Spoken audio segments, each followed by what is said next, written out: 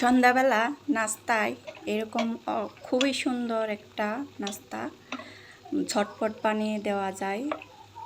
আমরা তো শুধু বিকেলবেলা চায়ের সাথে যেটা তাড়াতাড়ি করা যায় ওই জিনিসটাই আমরা করতে চাই। আর সহজও, একদম সহজ, একটু চিনি আর একটা কলা থাকলে এরকম একটা সুন্দর একটা রেসিপি করা যায়। আমি একটা কলা দিয়েই আমি অল্প একটু কয়েকটা পিঠার নাস্তা বানিয়ে নিছি।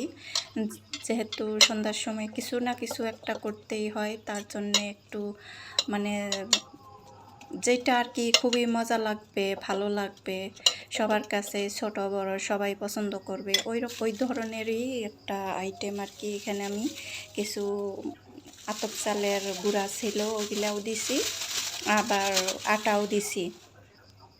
আটা দিয়ে এখন তো মিশিয়ে নেব, চিনি দেব, তারপরে লবণ একটু পরিমাণ মতো। এই মিষ্টি জাতীয় খাবারের মধ্যে একটু লবণ দিলে আর কি টেস্টটা ভালো হয়, মজা লাগে। এখন এই যে চিনিটা দিয়ে দেব, একটু মিষ্টি মিষ্টি না হলে ভালো লাগবে না, একটু বেশি দিলাম, আমরা একটু বেশি মিষ্টি খাই। এই জন্যে যার যেরকম প্রয়োজন, যতটুকু লাগবে ততটুকু দিয়ে দিতে পারো। একটু গুঁড়া দুধ দিছি, আর তেমন কিছু লাগে না। গুঁড়া দুধটা দিলে একটু নরম ও সফট হয়, ভালো লাগে খাইতে। আমি সাধারণভাবেই বানিয়ে নিয়েছি, যা থাকে আর ঘরে সাধারণ উপকরণ দিয়ে বানিয়ে নেওয়া যায়। ঝটপট চা চোখের সামনে থাকে, তাড়াতাড়ি করা যায়, সেটা করি আমরা। এখন ভালো করে মিশিয়ে নেব, তারপরে পানি দিয়ে, নর্মাল পানি দিয়ে আমি মাখিয়ে নিছি। এই তো এইভাবে আমি একটু হাতের সাহায্যে মাখিয়ে আর কি ভালো করে মিশিয়ে নেব।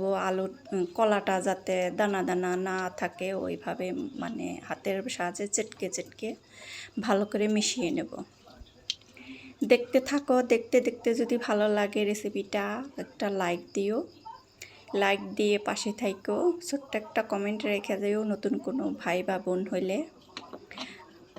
আমি ওই কমেন্ট ধরে তোমাদের পরিবারে চলে যাব, সাহায্য হবে আর কি। রাস্তাটা আমার ক্লিয়ার থাকলো।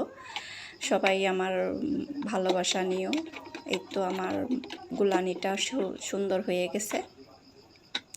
এখন কড়াইতে তেল দিয়ে দিছি, গরম হয়েছে। এখন এই যে একটা একটা করে দিয়ে দিব, একসাথে অনেকটি দেওয়া যায়। ভালো আস্তে আস্তে ধীরে ধীরে জাল দিতে হয়, বেশি জাল দিলে আবার ভিতরটা কাঁচা থাকবে। অল্প অল্প জাল দিয়ে আমি বানিয়ে নিছি সুন্দর, অল্প আঁচেই বানাতে হয়। আরও কয়েকটা দেওয়া যাবে, সুন্দর করে কুচিয়ে দিলে আরও কয়েকটা দেওয়া যাবে। আমি দিয়ে দিছি অনেকগুলো, একসাথে করে ভাজছি, 3বার ভাজছি একসাথে, তাই হয়ে গেছে।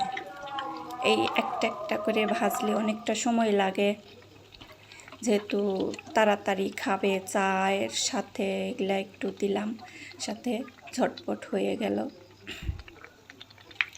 আর কি। একটু মানে গুঁড়ি থাকলে, একটু চাউলের আটা থাকলে ভালো লাগে খাইতে, একটু নরম, আটা দিলে নরম হয়, তুলতুলে হয়।